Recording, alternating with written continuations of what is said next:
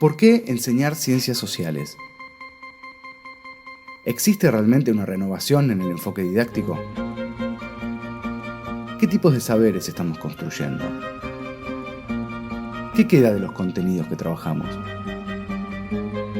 ¿Cómo pensamos las efemérides? ¿Y la evaluación? Hablemos de la enseñanza de las ciencias sociales.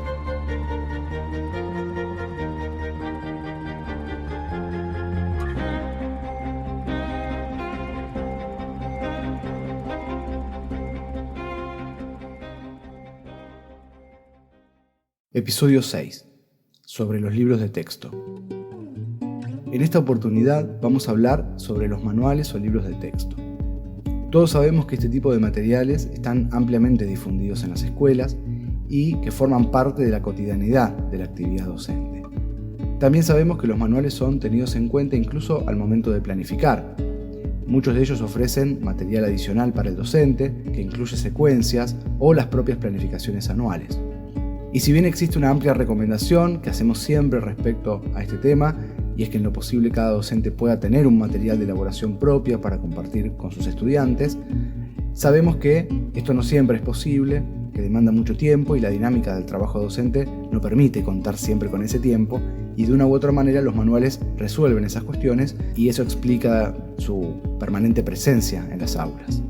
Sin embargo, tanto en la formación docente como en las capacitaciones, el tema del análisis de los manuales escolares no tiene una gran presencia.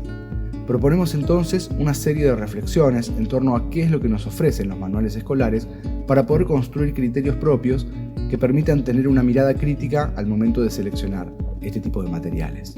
También creemos que conocer cómo están conformados los libros de texto y cuáles son sus características más importantes nos va a ayudar eventualmente a poder también pensar en la elaboración de materiales propios. El objetivo de este episodio es entonces hacer un breve recorrido por los componentes de un libro de texto.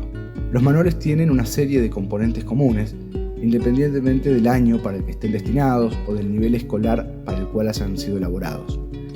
El elemento constitutivo más importante de un libro de texto es justamente la parte escrita, obviamente, ¿no? Los textos informativos que proporcionan. Los libros de texto ofrecen un conjunto de textos informativos ordenados de acuerdo a la propuesta curricular de cada jurisdicción y de acuerdo a las particularidades de cada nivel.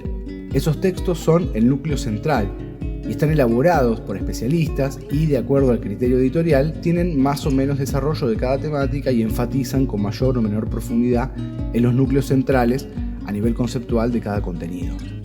En algunas ocasiones y cada vez con más frecuencia, algunos pasajes del texto están resaltados como para dar cuenta de cuáles son las ideas más importantes. Algunas editoriales se caracterizan por tener textos más extensos y con mayor nivel de carga conceptual y otras ofrecen mayor síntesis en la información. Otro elemento fundamental de los libros de texto son las imágenes.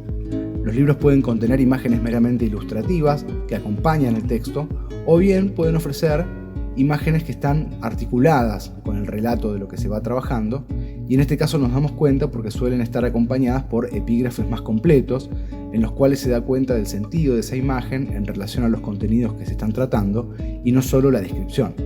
En términos de imagen, los libros de texto de sociales también incluyen mapas.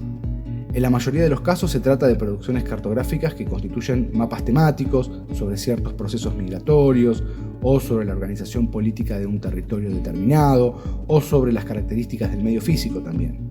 La calidad y pertinencia de los mapas que propone un libro de texto es para nosotros muy importante porque los contenidos de sociales, como sabemos, necesariamente están anclados no solo en el tiempo sino también en el espacio. Entonces, incluir mapas de calidad es un elemento relevante a tener en cuenta. Hay libros que también aportan esquemas de ideas o líneas de tiempo, es decir, organizaciones gráficas de la información que suelen ser de gran utilidad para ordenar algún tema complejo y permitir a los chicos acercarse al contenido no solamente desde un texto tradicional, sino también desde estos formatos. Es importante que, si los incluyen, tengamos en cuenta en nuestra valoración si son apropiados, si tienen que ver con el enfoque que estamos proponiendo, la complejidad que revisten y si efectivamente están aportando algo adicional o simplemente acompañan o replican la información de los textos.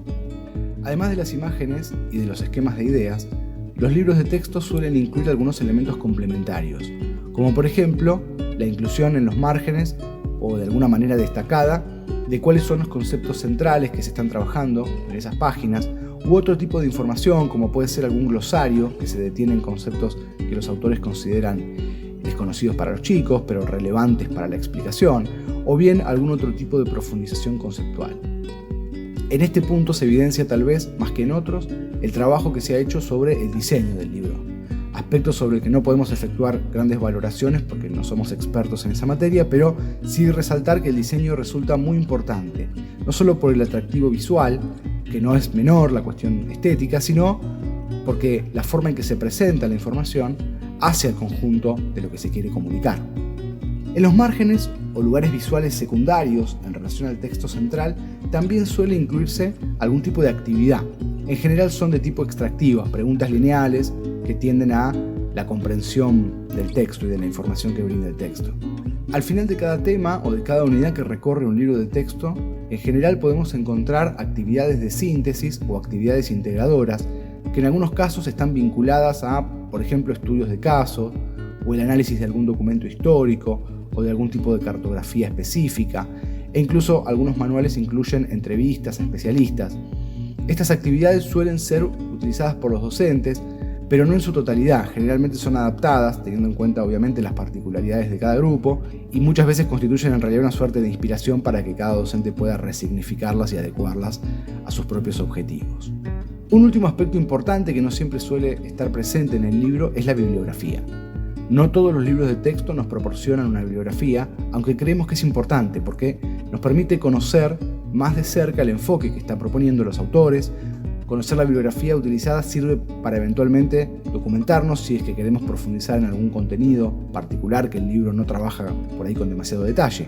Este último punto nos lleva a un aspecto central que tiene que ver con algo bastante evidente pero que no podemos dejar de mencionar. Los libros poseen enfoques editoriales, ¿sí? De la editorial y de los propios autores también. En ciencias sociales no hay verdades reveladas ni saberes asépticos u objetivos. Las explicaciones incluyen siempre elementos propios de la subjetividad del autor, que selecciona marcos teóricos para construir justamente un relato. Por eso es muy importante conocer esa bibliografía de referencia. Finalmente, no podemos dejar de mencionar que en la actualidad los libros de texto van desarrollando paulatinamente complementos virtuales. En algunos casos se trata del propio libro en formato digital, pero en la mayoría se trata de información adicional, elementos de realidad aumentada u otras herramientas como enlaces a plataformas en las cuales se pueden poner en práctica las actividades que están en el libro. Esto tiene que ver con las nuevas formas vinculadas a la alfabetización digital que muy lentamente se van instalando en el imaginario escolar, si bien todavía no tienen un uso masivo. Por eso es que el libro en formato papel sigue teniendo mucha presencia en el día a día escolar, ya sea por la adquisición que hacen las familias a pedido del docente a comienzos del año, o bien las compras gubernamentales que hace el Estado para las bibliotecas de las escuelas. En conclusión, podemos decir que los libros de texto siguen siendo un elemento central en la cotidianidad de las aulas y que los docentes los tienen presentes al momento de planificar, incluso, como decíamos al comienzo, pueden llegar a estructurar la forma en que se ordenan los contenidos de las unidades o secuencias que se llevan adelante a lo largo del año.